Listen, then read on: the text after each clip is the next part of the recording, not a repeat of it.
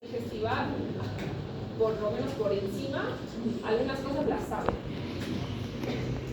Son secretadas en el páncreas, no únicamente la insulina, vamos a hablar del glucagón y también de la somatostatina, que es la tercera hormona que produce pero en menor cantidad. Y la alteración que está en relación a la secreción de estas hormonas es la diabetes. ¿Sí? Entonces son un poco más conocido, incluso cuando empecemos a hablar de lo que le pasa al diabético, van a entender también, o se van a acordar las funciones, obviamente, que van a cumplir las hormonas. De lo que hemos visto en el primer tema, en la parte de generalidades, de cómo se sintetizan, cómo se transportan, si se almacenan o no, ¿en qué grupo creen que está la insulina, el glucagón? ¿Creen que son hormonas que se almacenan? ¿O si se almacenan? A ver, ¿qué creen que pasa? Sí, y hay un grupo que dice no. A ver, ¿qué dice no? ¿Por qué? ¿Qué dice sí? ¿Por qué? A ver, ¿en qué momento secretamos insulina? O sea, ¿cuándo hay secreción de insulina? Cuando estamos comiendo. Empezamos a comer y se secreta la insulina. Y si no comemos, ¿qué pasa? O sea, ¿qué es la insulina? ¿Qué aporta la insulina? Energía, ¿no? La insulina va a aportar energía. Y si no comemos, igual necesitamos energía. Seguimos haciendo actividades, incluso el pensar la actividad mental es continua, entonces necesitamos energía. ¿Qué pasa? Si solo les digo, si la insulina se secreta cuando comemos, cuando estamos en ayuno, pero necesitamos energía, ¿de dónde sacamos esa energía? Acuérdense lo que hemos visto con la hormona de crecimiento y lo que hemos visto con la hormona tiroidea. ¿De dónde sacamos la energía en esos casos? Del tejido adiposo. Ahí va a entrar el glucagón. Entonces, otra vez, ¿la insulina se almacena o no se almacena? No se almacena. ¿Sí? El sentido de lo que me están diciendo, no se va a almacenar. La insulina se va a secretar en el momento que nosotros comamos. En ese momento. El efecto, o sea, cuánto tiempo va a durar en la sangre, es poco.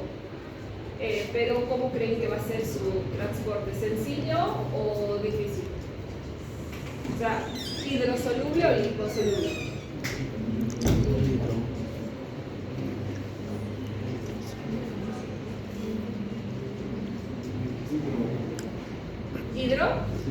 Hidrosoluble. Bien, es hidrosoluble. Entonces, si es hidrosoluble, ¿requiere proteínas, segundos mensajeros para transportarse o no? Si es hidrosoluble. No va a requerir nada de eso, ni proteínas ni segundos mensajeros.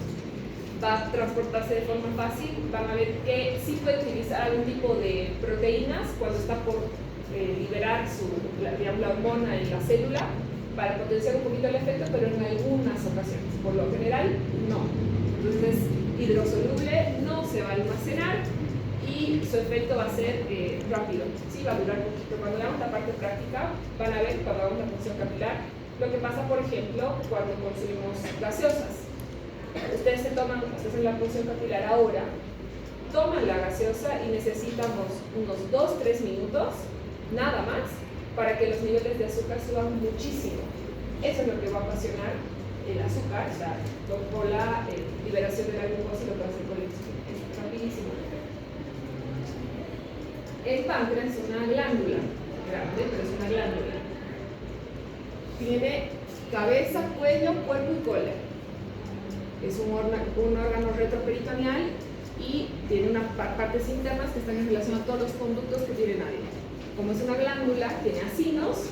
Esos acinos tienen conductos que van a estar en uno de ellos va a estar en relación al duodeno, donde se liberaban las enzimas pancreáticas, y también ahí va a aparecer lo que es la liberación de la insulina y del glucagón.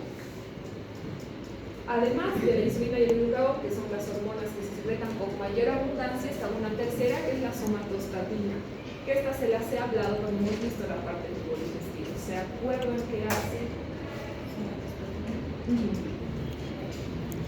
Inhibe la insulina. Muy bien, Luis. Exactamente, inhibe.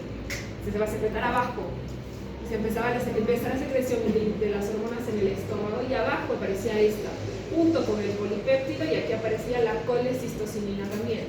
Entonces, está en relación a modificar la secreción de la insulina. esta me va a inhibir tanto el glucagón como la insulina. ¿Ya? Entonces, es una glándula, como estamos diciendo, están los acinos y tienen islotes de Langerhans. Dentro de estos se secreta la insulina y el glucagón. Hay 3 tipos celulares, cada tipo de célula en relación a una hormona. Las células alfa son las que secretan el glucagón, representan un 25% del total. Las células beta son las que secretan la insulina, y esas son un 60%. Además van a secretar la amilina, que va a ser el precursor de la amilasa pancreática. Y después están las células delta en mucho menor porcentaje, un 10%, que esas son las que secretan la somatostatina. Si yo les digo que es una glándula, ¿cómo es la inervación del páncreas? Glándula. ¿Quién la quiere? El sistema nervioso central o el sistema nervioso autónomo, eso es glándula. Vamos. Autónomo, es glándula, sistema nervioso autónomo. Y en el tubo digestivo, ¿cuál es el que me estimula? ¿El parasimpático o el simpático? Estimula el tubo digestivo. ¿Parasimpático o simpático? Parasimpático. ¿Cuál es el principal nervio del parasimpático? El vago. Entonces, el vago es el que va a dar la inervación al páncreas, ¿sí? Va a haber ayuda del plexo celíaco y del plexo mesentérico también, y de la parte de la irrigación, igual al ser una glándula, la irrigación es igual grande, es importante, y ahí entran las arterias pancreáticas. Ahí lo que no afectará tanto el parasimpático, ¿no? Sino el simpático con la vasoconstricción de la glándula. Pues, lo que les he dicho, no es un órgano retroperitoneal, la parte interna de los conductos y después la división anatómica que tiene el páncreas. Además de la irrigación y la inervación, también al ser un órgano retroperitoneal y ser una glándula, tiene mucho drenaje linfático. Va a estar en relación a que ayuda en la parte digestiva por la eliminación como efecto detergente, como hemos visto en los otros órganos, y bueno, también porque el páncreas es un órgano que sufre muchos procesos de inflamación, incluido dentro de estos procesos patológicos también cáncer. Entonces todo este drenaje linfático trata de ayudar un poco a las patologías que se pueden presentar en la mente. Ahora vamos a hablar de la insulina, luego del glucagón y acabamos con la diabetes, que es la alteración de este grupo hormonal. ¿Sí? Entonces, primero la insulina. Ya saben que se secretan las células beta del páncreas, que son la mayoría, dijimos que no se van a almacenar, su transporte va a ser fácil y que se van a activar o van a liberarse cuando nosotros estemos comiendo. Entonces, es una hormona que está en relación a lo que es la energía, el consumo energético, y también al proceso de alimentación. Cuando hay un exceso, sobre todo del grupo de hidratos de carbono y de grasas, va a haber un aumento en la secreción de insulina. Y va también una parte, vamos a ver, que se va, pues una parte muy pequeñita, a tener alguna función de almacenamiento muy pequeña, porque van a ver que este grupo hormonal va también a trabajar o estar en relación con el hígado, y en el hígado aparece también la formación de energía con un proceso que, ¿cómo se llama? ¿Cómo formamos energía en el hígado? Gluconeogénesis, ¿ya? Entonces va a estar dentro de ese proceso. Cuando les hablo de la química y la síntesis de las hormonas, hablamos de procesos enzimáticos largos, que generalmente son difíciles también de que ustedes se aprendan, estudien. En el examen no voy a colocarles lo siguiente, que es este grupo hormonal, pero sí es importante que se acuerden la síntesis, por ejemplo, de las hormonas tiroideas. Ahí sí, eso sí necesito que se acuerden la bomba yogur y cómo ocurre. Pero de lo que les voy a hablar ahorita, no me interesa que se acuerden tanto la cadena, o sea, lo que voy a ir nombrando, los pasos que voy a ir nombrando, solo con que se acuerden que hay dentro de la síntesis y la formación de la insulina procesos enzimáticos, procesos de oxidación, de utilización de energía, el cambio y la probabilidad de la célula, estamos, porque voy a volver a nombrar esto un poco más profundo más adelante. Sí, pero es un proceso entonces que involucra a los aminoácidos, enlaces del disulfuro, se forma una pre-proinsulina, continúa su proceso de desdoblamiento a una proinsulina, y después recién, con ayuda de lo que son sobre todo los péptidos C, se forma la insulina.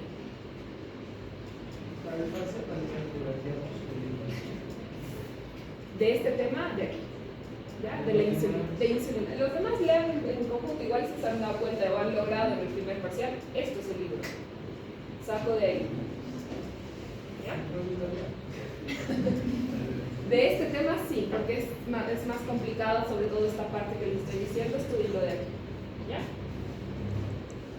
Entonces, algo que se tienen que acordar es esto que estaba nombrando aquí, el péptido C. ¿Por qué se produce, por qué se produciría la diabetes?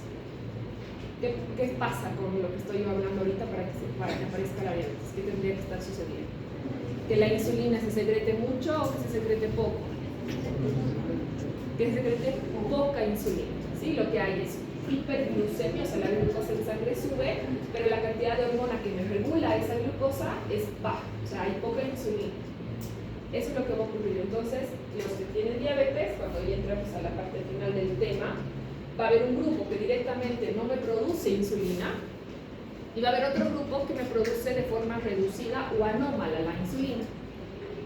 Ese grupo, el que produce de forma anómala o incorrecta la insulina, también tiene reducido el péptido C, que es, en la diapositiva anterior, una sustancia que me permite que la insulina llegue a su forma madura y a su forma activa. ¿Sí? Entonces son dos causas por las que puede aparecer diabetes. Una será la diabetes tipo 1, el que no produce nada, y el que produce de forma insuficiente o anómala es el diabético tipo 2. ¿Ya? Entonces, como estábamos hablando hace un ratito por el ejemplo de la Coca-Cola, la insulina se libera rápidamente y dura 6 minutos en sangre, o sea, con su pico más alto de actividad. Dependiendo del tipo de alimento, si tiene mucha cantidad de azúcar, durará mucho más, si tiene menos cantidad, menos, ¿no? Entre un promedio más o menos de 10 a 15 minutos que puede llegar a tener el efecto en sangre. Y va a tener una degradación enzimática y también va a requerir los receptores propios de la insulina para su degradación. Como les estaba diciendo hace un ratito, generalmente la insulina es una hormona que se va a transportar fácilmente en la sangre. En algunos momentos va a activarse algunas proteínas que están ubicadas en el receptor, en la membrana que está recibiendo, en el órgano efector. Ahí lo que va a hacer este receptor es modificar la permeabilidad de la membrana y eso se va a conocer después como el receptor para insulina, que es el IRS. Es un proceso de fosforilación entonces, que en algunos momentos va a aparecer y este receptor lo que va a hacer es ayudar a guiar el efecto y a potenciarlo. No es que todo el tiempo lo necesite hacer, ¿sí? Algunas veces va a aparecer, se va a activar este tipo de receptores. Entonces, ¿qué es lo que va a empezar a hacer? Al final ya de la estimulación de la insulina, empieza a haber un aumento de la captación de glucosa por parte de las membranas, sobre todo a nivel del tejido adiposo y de los músculos. Esos van a ser los lugares donde más impacto va a tener la insulina. Va a haber un aumento en la permeabilidad de la membrana en relación sobre todo a lo que es el potasio y el fósforo, ambos son iones positivos. Va a cambiarme la actividad de las enzimas y finalmente también me va a cambiar o me va a aumentar la velocidad con la que va a ocurrir la traducción del ARN mensajero. Esto que les estoy diciendo aquí en relación a las células musculares y el tejido adiposo, también es fácil que ustedes lo entiendan o lo lleven a los ejemplos de una persona con diabetes. ¿Cómo es generalmente una persona o el diabético más conocido por todos? Es el 2. ¿Cómo es la parte del tejido adiposo, la distribución de la grasa en ese grupo de pacientes? ¿Tienen sobrepeso o están con desnutrición? Si tienen, a ver, ¿cómo sería? El diabético el más conocido por todos, ¿cómo es? En la etapa inicial es bien dulce y en la etapa crónica es bien dulce. Ya, no tanto en la etapa inicial, pero va a estar en relación a que al inicio todavía puede responder al tratamiento y al cambio del estilo de vida. Ahí sí, hay sobrepeso u obesidad. Si ese mismo paciente con el tiempo no cambia los hábitos, continúa con todos estos problemas que vamos viendo, ahí sí puede requerir ya insulina y ahí bajar de peso abruptamente. Entonces, en alguien que tiene la insulina bajita, como es el diabético tipo 2 en este caso, y necesitamos nosotros, o está en relación a las células musculares y al tejido adiposo, ¿qué pasa con eso? O sea, ¿qué es lo que hace? Es lo mismo que les hablaba con lo de la hormona de crecimiento. Si yo consumo permanentemente alimentos grasos, alimentos o hidratos de el tiempo yo estoy activando permanentemente mi páncreas, permanentemente mi hígado para la digestión de esos alimentos. Eso va a hacer que mi tejido adiposo aumente. ¿Y los músculos cómo están en alguien que tiene sobrepeso? ¿Están desarrollados los músculos o no? No, son atrofiados o musculatura débil. Entonces van a ver que en relación a como hay un incremento o un aumento de este tipo de alimentos, ¿qué va a pasar con mi secreción de insulina?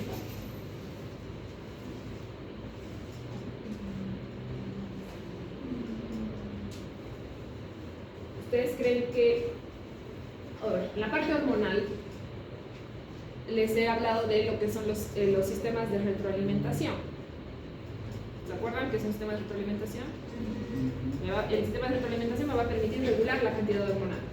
En endocrinología, generalmente estos centros de retroalimentación son negativos. Y algo que está subiendo para que, digamos, una hormona que tiene mucha secreción, este centro me lo inhibe y otra vez la concentración baja.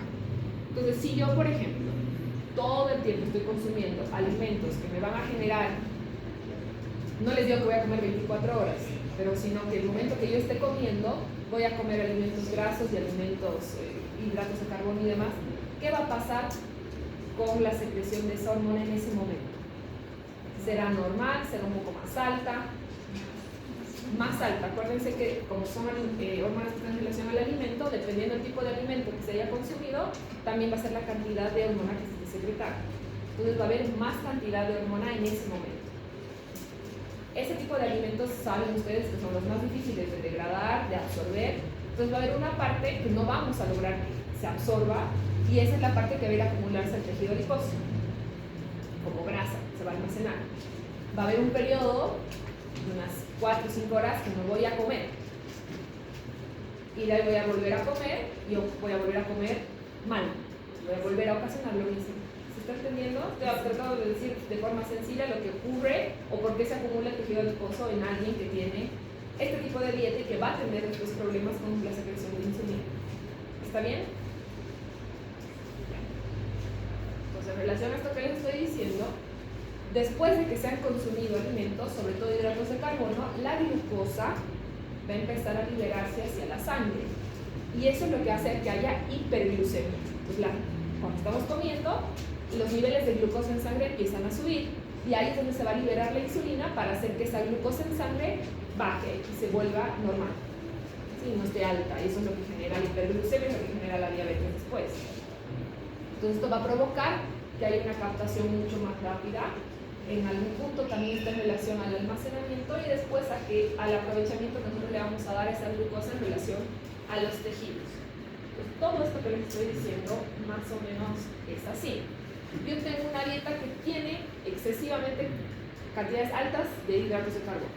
Eso que hace que yo empiece a tener mucha glucosa en sangre, hiperglucemia. Ese exceso de glucosa ocasiona que haya obesidad en primer lugar, y si la alimentación es constante de este tipo, generó diabetes. Eso hace que empiece a liberarse más cantidad de insulina. Este exceso de insulina me va a afectar a otro grupo hormonal, que sobre todo es la tiroides y también en menor proporción la hormona del crecimiento, y esto va a hacer que después empiece a haber procesos, sobre todo inflamatorios a nivel del páncreas. Van a ver también que hay varias otras complicaciones y consecuencias que pueden tener los diabéticos, sobre todo en relación a procesos inflamatorios. Como les estaba diciendo al principio, el páncreas es un órgano que se puede enfermar muy fácilmente. Entonces, todo esto que estamos hablando, si hay un exceso de insulina, también hace que el páncreas sea más propenso a enfermarse. Cuando nosotros hacemos ejercicio,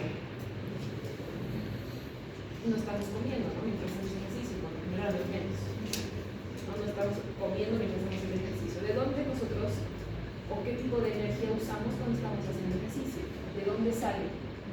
¿Qué es lo que quemamos? Tejido graso, ¿ya? Es diferente. No es igual a este proceso que es el proceso de alimentación. Cuando hablamos de la energía que se utiliza en el músculo, no estoy hablándoles de que se consuma o que esté en relación a la glucosa.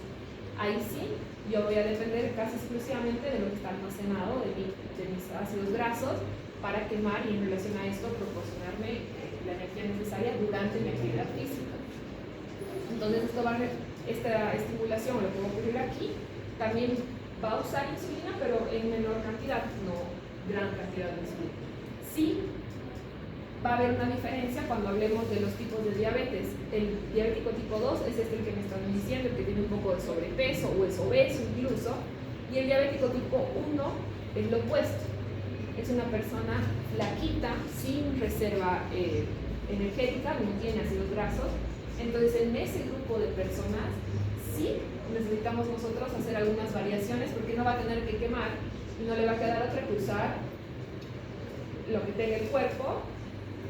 No tiene insulina porque no la produce, pero va a tratar de generar algo con el hígado. Entonces, en ese grupo de pacientes sí hay que tener cuidado cuando realizan actividad física.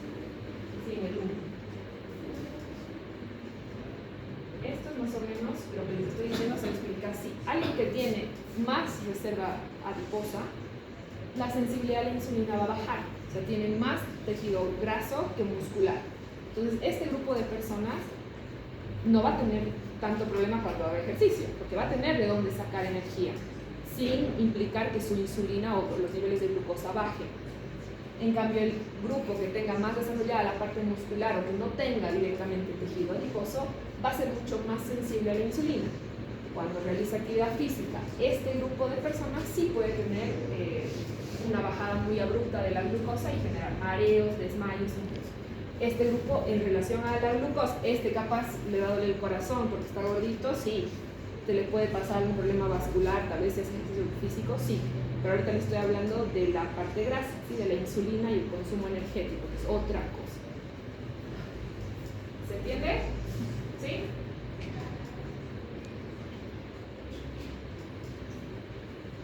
Bien, entonces, después de que nosotros estamos realizando ejercicio, cuando no estamos realizando ejercicio y comemos, ¿qué pasa con la glucosa? Se empieza a depositar como un glucógeno. Y eso después es lo que va a generar el proceso de la gluconeogénesis con relación al hígado. ¿Sí? Entonces va a haber una parte, la acción de estas dos hormonas va a estar en relación estrecha a lo que hace el hígado. Una parte muy pequeñita se va a depositar en el hígado de la insulina. Pero, ¿cuál es la hormona que va a predominar o la acción más fuerte que va a tener en el hígado? Es el glucagón, que les voy a hablar en un ratito. Entonces, cuando no hay alimento, cuando no estamos comiendo, estamos en un ayuno prolongado, ¿qué es lo que ocurre? El nivel de glucosa en sangre va a bajar. Eso se llama hipoglucemia. Como no hay glucemia alta, la insulina no necesita regular nada, la insulina también va a descender. Cuando ocurre lo opuesto, cuando empiece a haber aumento de la glucosa en sangre, hiperglucemia, ahí necesito que se libere la insulina para que mi glucemia baje a valores normales. ¿Me entienden? Seguros, porque de esto yo puedo sacar 100 preguntas. ¿Me están entendiendo? La insulina se va a liberar para bajarme la glucosa. Son dos cosas diferentes. Que tiene que quedar clarito. La insulina es la hormona y la glucosa es el tipo de alimento incluso que nosotros estamos comiendo, en lo que va a estar en el proceso de digestión. Son dos cosas diferentes. Cuando hay exceso de glucosa en sangre por la alimentación, o sea, después de haber comido, hay hiperglucemia, la glucosa sube mucho. Como está subiendo mucho, eso es lo que a mí me genera, si eso se mantiene en el tiempo, problemas. Ahí se libera entonces la insulina para bajarme la glucosa. Si yo estoy en un proceso de ayuno o no he comido durante varias horas, no tengo glucosa alta en sangre, tengo glucosa baja incluso. Entonces ahí yo no necesito que se libere la insulina y la insulina va a estar baja igual. ¿Está bien? Les voy a volver a tocar este tema porque hay una parte que tiene una trampita en relación al glucógeno. Pero si esto está clarito, sí, está, ¿no? Entonces, hay una parte, como les estaba diciendo, que va a estar en relación al almacenamiento de la insulina en el hígado. Esto va a hacer va a ayudar a la degradación de lo que es el glucógeno en el hígado y a la formación después también de energía usando algunas enzimas. Y aquí les voy a hablar después de un ratito de algo que seguramente no vas a gustar estudiar en bioquímica, que se llama, que tiene el piruvato en el Entonces, el hígado lo que va a hacer es sacar o extraer la glucosa de la sangre cuando empiece a haber exceso. ¿Qué es lo que va a tener como efectos? Que haya un descenso de la glucemia. Como consecuencia, entonces, me reduzca también la secreción de la insulina, y la falta de insulina, ¿qué va a hacer? Me va a interrumpir la síntesis de nuevo glucógeno en el hígado. Ya empieza a aparecer que va a haber un cambio entonces en la parte, ya no únicamente va a participar la insulina con el páncreas, sino en este tipo de procesos que ya involucran al hígado, en que va a empezar a aparecer el glucógeno. Van a tener no acciones opuestas, pero uno se va a activar en la comida y el otro, entonces, si yo no estoy comiendo, necesito energía, dijimos, ahí yo empiezo a utilizar los ácidos grasos, ahí empiezo a necesitar del hígado para la producción energética, y ahí está el glucagón. No comemos 24 horas, ¿no? Entonces, está sencillo para que se acuerden. Cuando comemos, se le va a liberar insulina. Mi hígado no va a participar. Con la insulina estoy, y eso me va a generar que mi glucosa esté bajita o esté normal. Cuando yo no como, cuando estoy en proceso de ayuno, ahí sí activo a la otra hormona de este grupo, que es el glucagón, ahí sí activo al hígado, y ahí con el proceso de ciclo de Krebs y demás, junto con el consumo de ácidos grasos y la gluconeogénesis, brindo energía a mi cuerpo, y como consecuencia, tal vez en esta etapa sí hay un aumento un poco más alto de la glucemia en sangre. ¿Sí? No son opuestos, pero son dos situaciones diferentes. Una está en relación al consumo, a la comida, y la otra al ayuno, pero necesitamos que constantemente la producción energética esté, ¿sí? Para realizar todas las actividades que hacemos. Entonces la insulina también va a generar o va a ayudar de cierta manera a que haya una conversión de cuando hay cantidad excesiva de ácidos grasos, y por otra parte me va a inhibir todo el proceso de la gluconeogénesis hepática. Cuando haya secreción de insulina, yo no voy a necesitar que mi hígado se active si mi insulina y el receptor y mi páncreas están funcionando de forma correcta. Una parte se va a almacenar en el hígado. ¿Y cómo se almacena la parte grasa que consumimos, o cómo se va a almacenar la insulina en nuestro cuerpo? Se va a empaquetar en forma de triglicéridos. Hay diferentes tipos de triglicéridos en el ser humano que están con abreviaciones en inglés, que están en relación al peso molecular de ese triglicérido. La forma buena es VLDL. Entonces son los de peso molecular más fácil de digerir. Se van a almacenar de esa manera por un porcentaje muy pequeño, y se va a activar, sobre todo, o se va a usar cuando hayan ayunos muy prolongados y la glucemia me baje mucho. Cuando yo tengo dos opciones con la glucemia: cuando aumenta, cuando hay hiperglucemia, eso ya conocen, eso es la cetoacidosis diabética. Se puede generar cetoacidosis diabética, lo hemos visto en gasometría. Y cuando baja mucho, eso se llama hipoglucemia. Los dos, hiper e hipo, van a tener mucha alteración neurológica, pero entre los dos la hipoglucemia es mucho más peligrosa, y mucho más rápido también es el efecto que puede llegar a generar. ¿Cuándo se va a considerar hipoglucemia grave? Cuando esté menor a 50 miligramos de cilindro. Ahí puede generar lo que es un shock. Cuando hablemos de shock, es que varios órganos están comprometidos, y esta persona puede llegar a coma, a paro, ¿sí? Esta puede llegar a fallecer rapidísimo. Ahí lo que va a necesitar, que eso se va a ver con la función capilar, es subir sus niveles de glucosa, ¿no? ¿Cómo subiría? No le van a decir abra la boca, le van a dar Coca-Cola. ¿Cómo van a subir la glucemia o el azúcar en sangre? Tratarán por la vena, por la boca, ¿qué se les ocurre? Vena, ¿ya? Vena. Hay dextrosa, glucosados, soluciones con mucha cantidad de azúcar que pueden pasar por la vena. Entonces la insulina, si está funcionando de forma correcta, además de ayudarme a nivelar los niveles de glucosa, tener una glucosa dentro de parámetros normales, efecto secundario también me va a ayudar a la síntesis de los hidratos de carbono y a la síntesis de los lípidos. También entonces me ayudará a regular mi peso, si lo quiero ver de otra manera, ¿no? Va a aumentar la utilización de lo que es la glucosa en casi todos los tejidos de nuestro cuerpo y va a reducir también la utilización de las grasas y va a fomentar de esta manera la síntesis de ácidos grasos. Y en relación a los lípidos, aquí entra lo que es el ciclo de Krebs. ¿Sí? Entra la activación de la acetilcoenzima A, va a aparecer el piruvato también para la síntesis posterior de todo el proceso de los triglicéridos, lo que va a hacer en el hígado para después formarme enzimas primero y después también energía.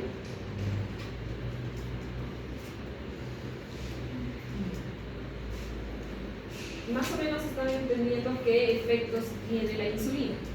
Entonces, si no hay insulina, que eso es la patología que vamos a hablar, que es la diabetes, si no hay insulina o se produce de forma inadecuada, ¿qué efectos, según lo que les he estado diciendo, va a tener la persona? O sea, ¿qué le va a pasar?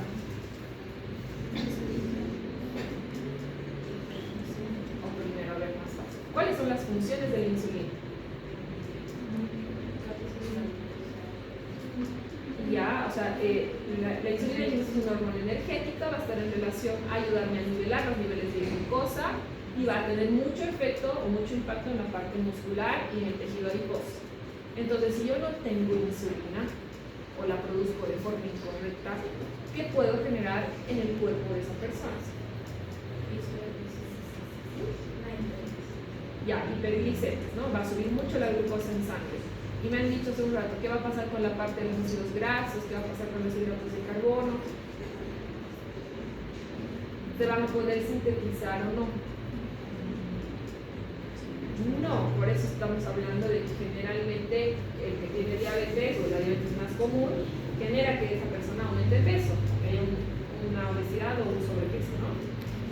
Entonces, si no hay insulina o hay una deficiencia de la insulina, voy a tener que la degradación de los lípidos va a ser totalmente diferente. Cuando hay falta de insulina también voy a alterar la acción de las enzimas. La lipasa va a tener también menos activación. Acuérdense que la lipasa es la que estaba en relación a la síntesis de este grupo de alimentos. No se va a liberar de forma correcta, no voy a poder liberar.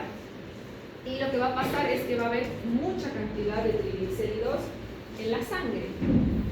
¿Y qué va a hacer esta acumulación o este exceso de grasas y demás que no se están pudiendo sintetizar?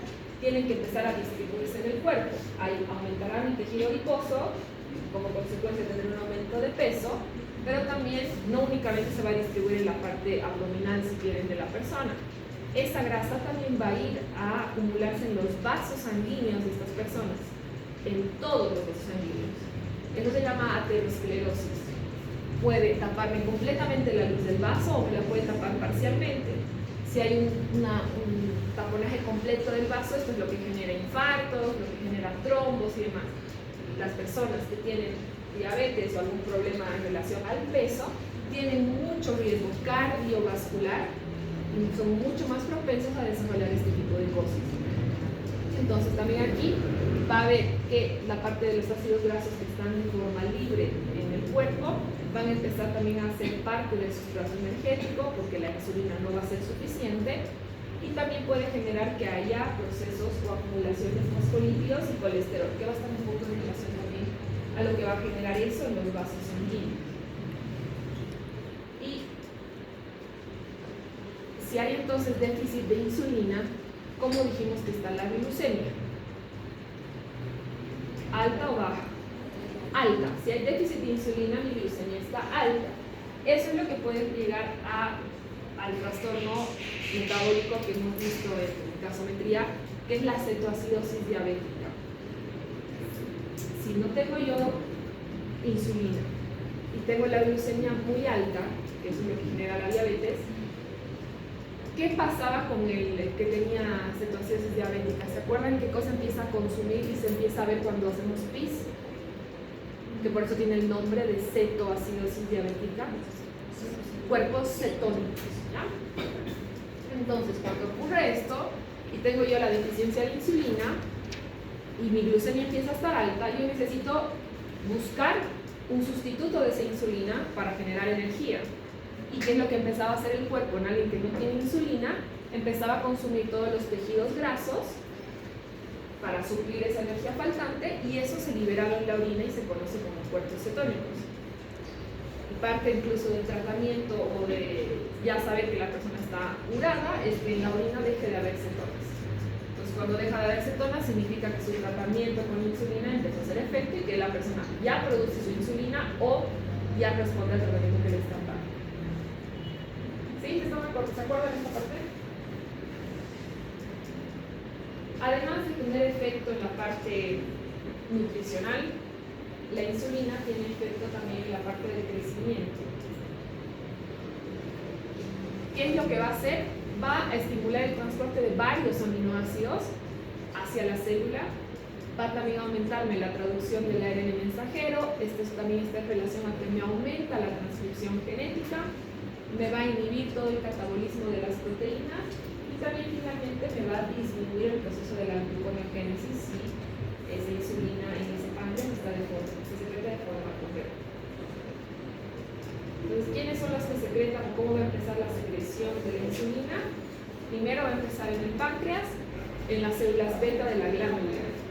Se empieza a secretar la insulina, después es transportada hacia la sangre y dentro de las células va a empezar a ocurrir va a empezar a aparecer un proceso de fosforilación y va a convertir a la glucosa en fosfato. Esto es un proceso oxidativo que tiene al ATP como el generador de energía, y después todo este proceso va a generar que esa membrana empiece a tener una apertura de canales iónicos y me cambie la polarización, me la despolarice la célula para que sea más excitable, abriéndome o permitiendo la entrada de canales de calcio, de iones de calcio. El calcio, que va a hacer, va a estimularme ya las membranas dentro de esa célula y va a también incrementarme la producción de ATP.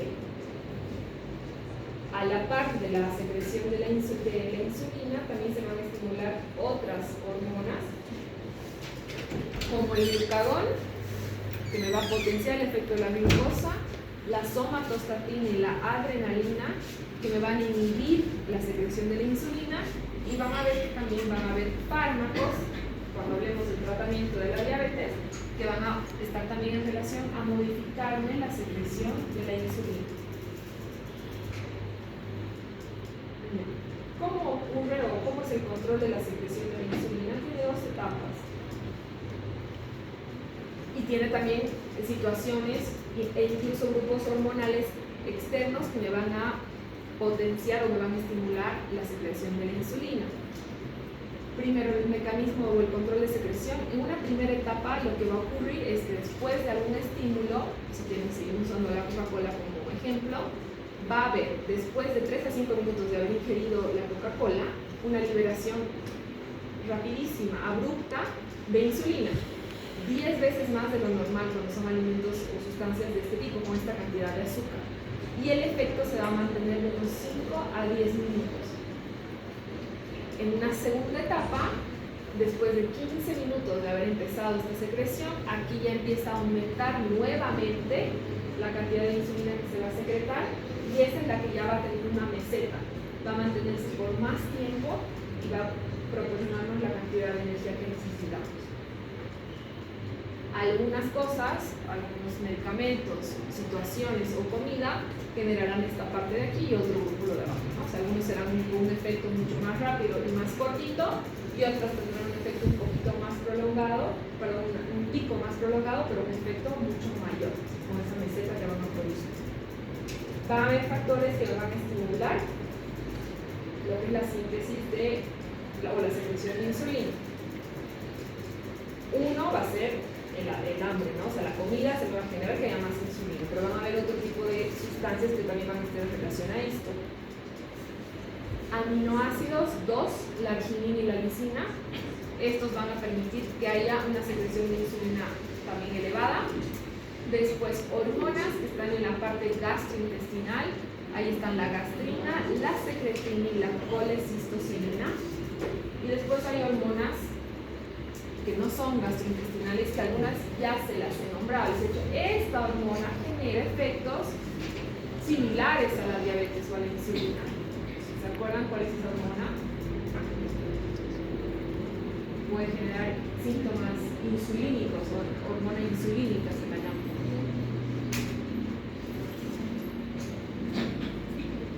La hormona de crecimiento.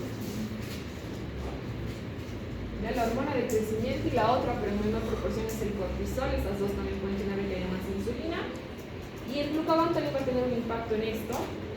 Y después va a haber mucha estimulación también de la parte autónoma. Dijimos que esto es una glándula, que como es glándula y es parte del tubo digestivo, el que me va a estimular es el parasimpático con el vago. Aquí les estoy hablando de la estimulación simpática. El simpático incrementa la síntesis o la secreción de glucagón. Simpático, entonces estimula el glucagón y me reduce la secreción de insulina.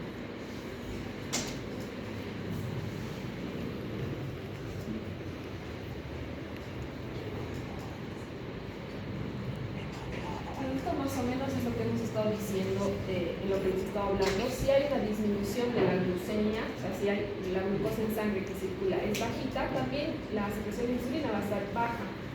Lo opuesto, si la glucemia asciende, ahí sí voy a necesitar mayor cantidad de insulina para normalizarme los valores de la glucosa en sangre, ¿no? Entonces va a ir a la par. Si baja la glucosa, baja la insulina. Sube la glucosa, sube la insulina.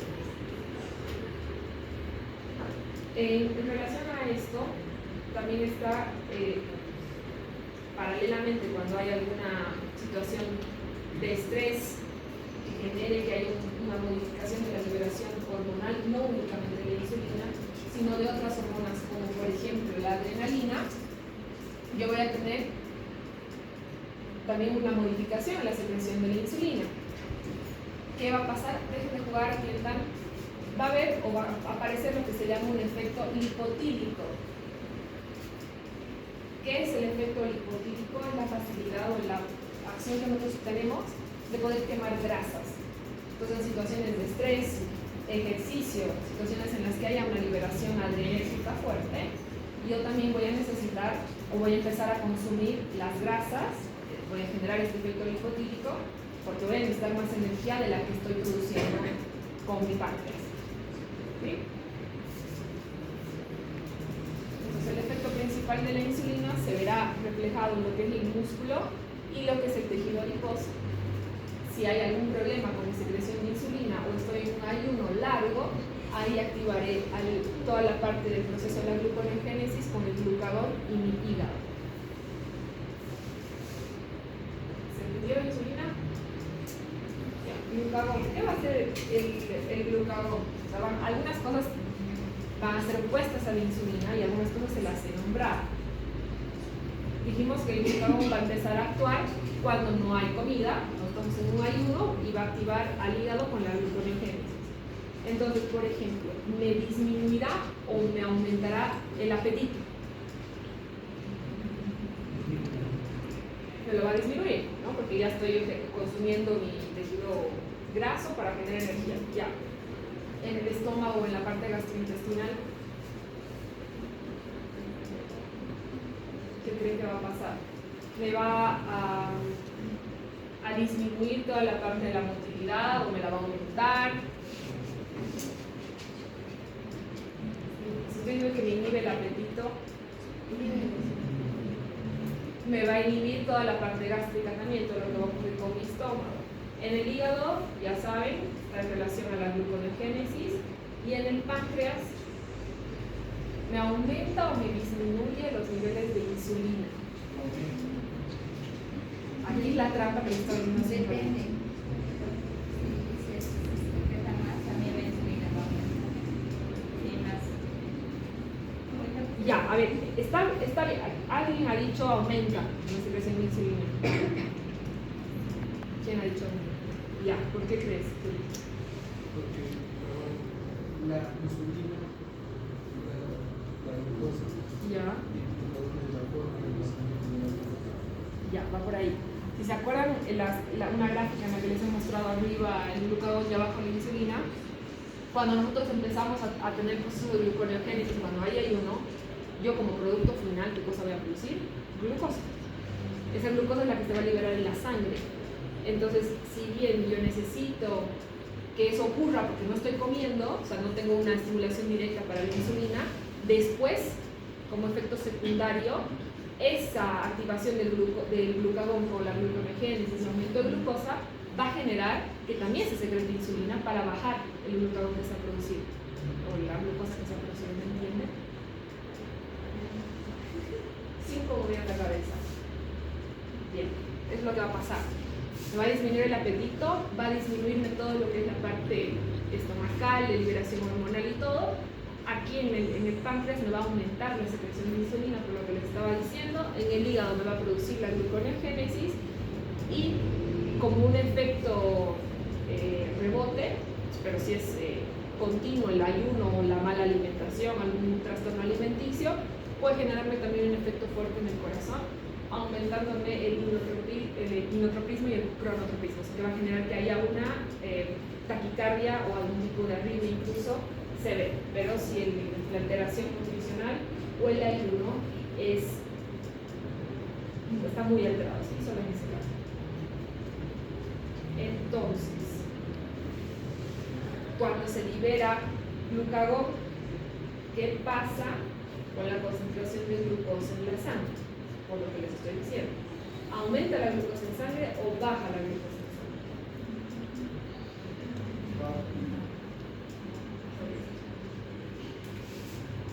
Les voy a volver a poner, es esa misma gráfica que he hecho al principio. Si hay ayuno, esto me activa mi hígado y me activa el glucagón. ¿Sí? Esto activa la gluconeogénesis y esto me produce glucosa, que es la energía que yo voy a usar. Entonces, si yo tengo liberación o secreción de glucógeno, porque no he comido en 10 horas, como un producto final yo tengo esto. Entonces, ¿qué va a pasar con mi glucosa en sangre? ¿Va a aumentar o va a bajar? Va a aumentar. Entonces, si aumenta mi glucosa, ¿qué va a pasar con mi insulina? ¿Va a aumentar o va a bajar? Ahí está la trampa en relación a lo anterior que les estoy diciendo. Eso tiene que quedar claro.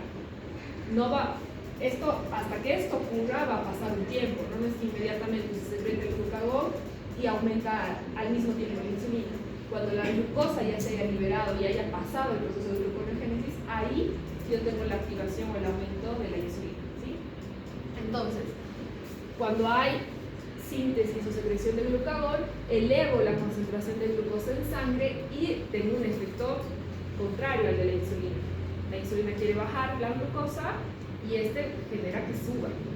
Entonces, el glucagón es conocido también como una hormona hiperglucemiante. Atiendan ahí atrás con los celulares. ¿Qué va a generar esto? ¿Qué efectos tiene esto? La degradación del glucógeno en el hígado y después que también haya un aumento del proceso de gluconeogénesis que tenga como efecto secundario que no aumente mi glucosa. Esto también es un proceso de activación enzimática de la lactociclasa. Va a ocurrir la estimulación desde lo que va a empezar en el cerebro, después en el propio órgano, en el hígado, proceso de fosforilación también en el medio, que me va a generar que después los hepatocitos empiecen a liberarme la glucosa.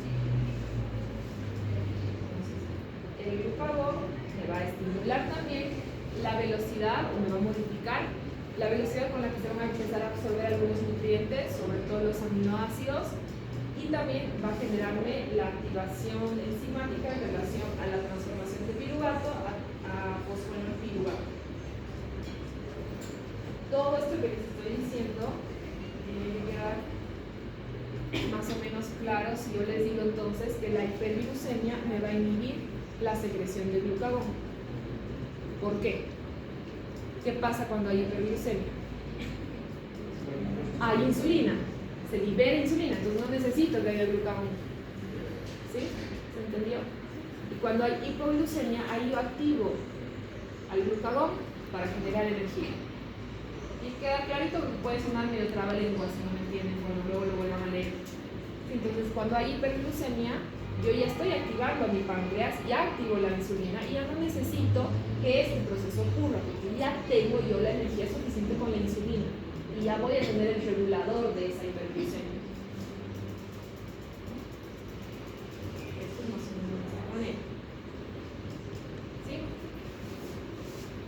El glucógeno es el que se va a convertir en este proceso de gluconeogénesis a partir del glucagón cuando necesitemos que haya energía, y esto va a generarme entonces que aumente mi glucosa en sangre. Si aumenta mi glucosa en sangre, ahí yo activo paralelamente la insulina para regular la cantidad de glucosa que está en mi torrente sanguíneo. Y cuando hablamos de lo que es la parte del tejido adiposo, ahí el glucagón también puede empezar a sacar o extraer la energía de ahí, de las reservas del tejido adiposo, de la parte grasa. También va a generar que haya glucosa, y si hay aumento de glucosa, ahí recién yo empiezo a tener la activación de la insulina. O sea que, ¿cuándo va a haber secreción de insulina? Si quieren, en resumen, cuando nosotros consumimos alimento, que es lo fisiológico, lo normal, y cuando haya situaciones en las que yo no estoy consumiendo alimento y necesito por algún tipo de actividad extra que voy a hacer que haya insulina en mi cuerpo o azúcar en el cuerpo, empiezo por la gluconeogénesis o por el consumo del tejido adiposo con el glucagón a tratar de generar esa energía. Entonces eso se traduce en que mi glucosa va a empezar a subir, y eso también de forma indirecta me va a estimular que haya más cantidad de insulina en ese momento. La última hormona que está en el páncreas, que es la que se secreta en mucha menor cantidad, es la somatostatina. Ya dijimos que la somatostatina me va a inhibir a la insulina y me va a inhibir al glucagón. Entonces, si me inhibe, ¿cómo estará, en base a qué estarán las funciones que realiza la hormona? Igual, en disminuirme o en reducirme, por ejemplo, la motilidad gástrica en el duodeno, y también a disminuirme mucho la cantidad de bilis que se va a secretar. Me va a también disminuir o modificar mucho todo el proceso de absorción en el tubo digestivo, y también va a generarme que se amplíe el uso de lo que es toda la parte de los nutrientes, o sea, que se puedan utilizar de forma gradual, si quieren, los nutrientes que se hayan consumido en ese momento, y reducir también la utilización de estos nutrientes. Lo que ocurre fisiológicamente en nuestro cuerpo es que nosotros, con todo esto que les estoy diciendo, tenemos la propiedad de mantener nuestra glucemia dentro de valores normales. Comemos, se secreta más insulina y la insulina nos baja los valores de la glucemia. O no comemos y se activa este proceso, y nuevamente también tenemos formas de regular eso. Pero también está la parte patológica.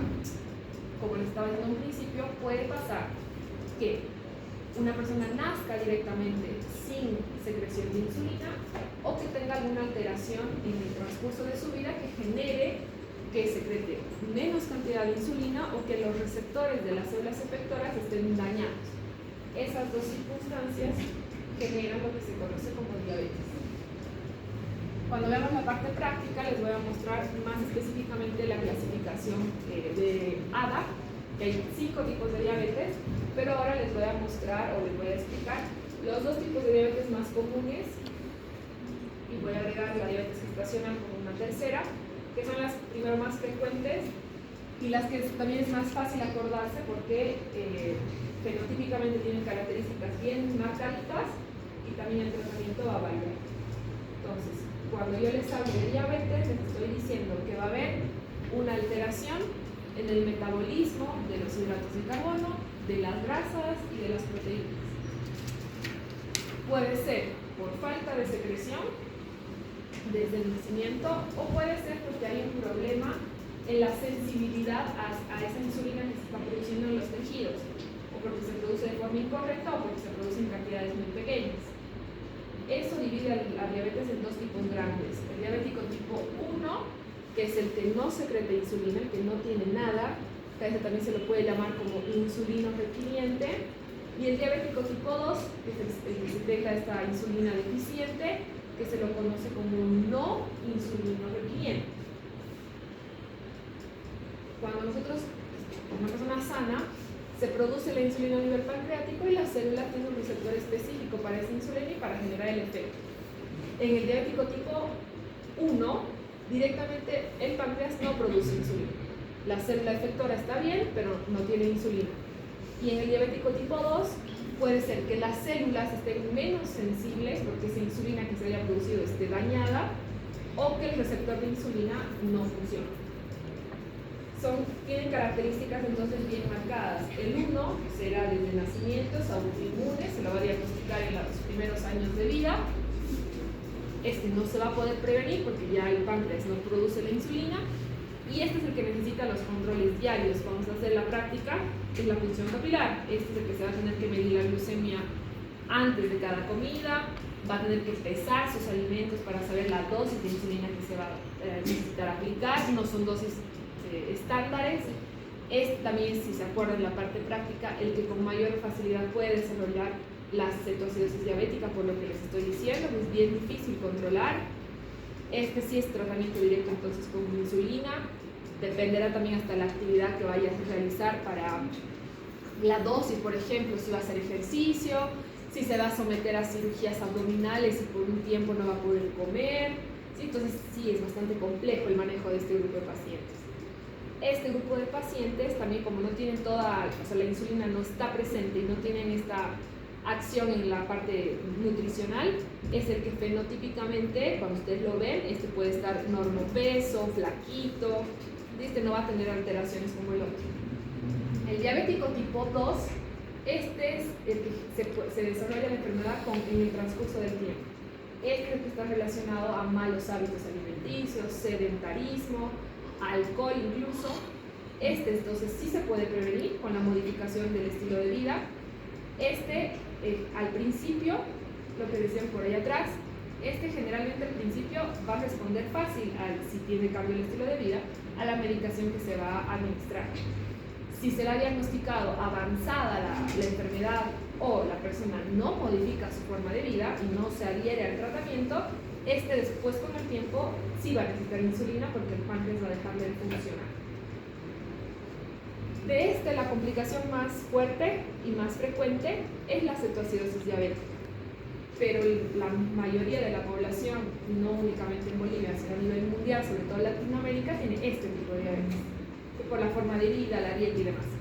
Este grupo entonces se puede prevenir, como estábamos hablando, con la dieta, el ejercicio y con un tratamiento correcto. Y este grupo es el que llega a tener complicaciones que se llama, tiene órganos blancos, o sea, va a haber órganos en el cuerpo que van a ser mucho más propensos a enfermarse en un diabético. A ver, algo que es bien común en los diabéticos, en las piernas, por ejemplo, ¿qué les pasa a los diabéticos? El pie diabético, ¿no? Que está en relación o que se genera gangrena. Acuérdense que al principio les estaba diciendo que el que tiene problemas de insulina va a empezar a tener, tiene una dieta basada en lo que estamos viendo ahorita, hidratos de carbono y grasas, esa grasa se va a empezar a acumular también en los vasos de todos los órganos, entonces me va a generar problemas que están en relación a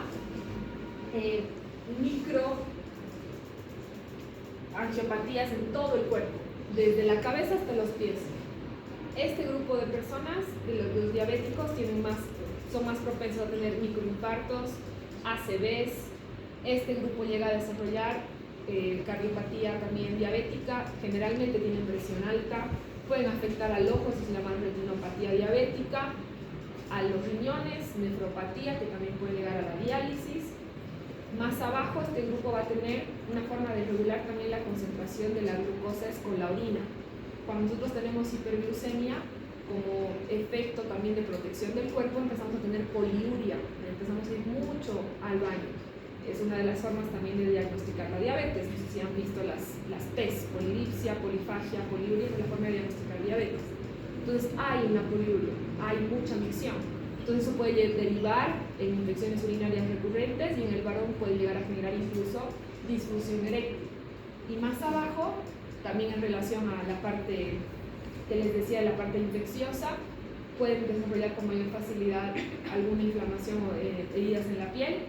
Llegan a tener pie diabético que genera gangrena, eso generalmente acaba en amputaciones, van ascendiendo, y finalmente lo que se conoce como neuropatía diabética. Es dolorosa, el dolor nervioso es diferente a un dolor con una fractura quemadura o por un golpe. Cuando les hablo de neuropatía, de dolor nervioso, es un dolor intenso, difícil de tratar y medicación carísima. Entonces, de todo lo que les estoy diciendo, tal vez la que más puede generar problemas con mayor frecuencia es esta, la neuropatía, y después la parte de los riñones, la diálisis. Donde entonces principalmente cabeza, ojo, corazón y riñones. Y lo que generan los dientes también, pero bueno, no tiene tanto impacto, ¿no? El tratamiento de estos dos, en el diabético tipo 1, insulina, como les estaba diciendo, dependerá la situación en la que se tenga que aplicar la insulina, qué cosa haya comido y demás. Va a tener varias opciones de tratamiento, algunas de efecto rápido, de efecto más lento. No es una dosis fija, dependerá de lo que haya comido, de lo que vaya a realizar. Y en el diabético tipo 2, ejercicio, no fumar, no alcohol y demás. Y ahí el tratamiento que se da es una pastillita, la metformina es la más común. Y ahora hay otros hipoglucemiantes orales también, que son más nuevos, que van a tener la misma acción que la insulina, o que la metformina. Si sube mucho mi glucosa, genero entonces cetoacidosis diabética, y si mi glucosa baja mucho, lo que se conoce como hipoglucemia. Esta será mortal o generará muchos problemas si es de 50 miligramos decilitro para abajo. Ya para terminar, me falta hablarles de lo que es la diabetes gestacional. Vamos a hablar de esta parte o de esta alteración hormonal cuando veamos hormonas femeninas. Durante todo el proceso de gestación, dependerá del trimestre en el que estemos, hay un cambio abrupto de la secreción hormonal en la mujer. Entonces eso va a hacer que generemos o seamos más propensos a generar diabetes. Además que durante el embarazo la alimentación también es diferente. ¿Qué genera? O sea, que aparecen como síntomas en la diabetes gestacional.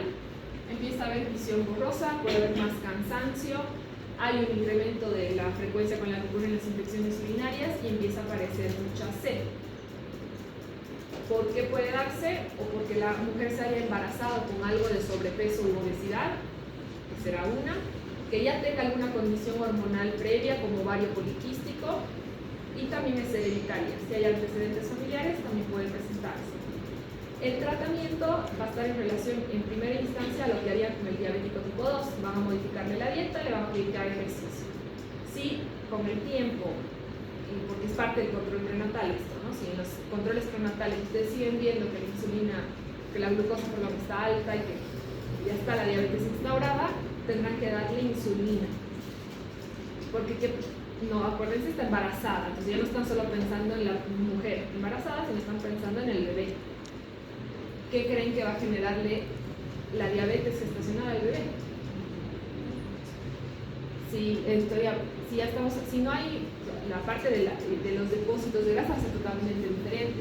Entonces, ¿cómo va a ser un bebé de una mamá diabética? Esa puede ser una, sí, porque va a haber mucha infección urinaria, capaz hay ruptura prematura de membranas, puede ser. Pero aparte de eso, el peso, gorditos.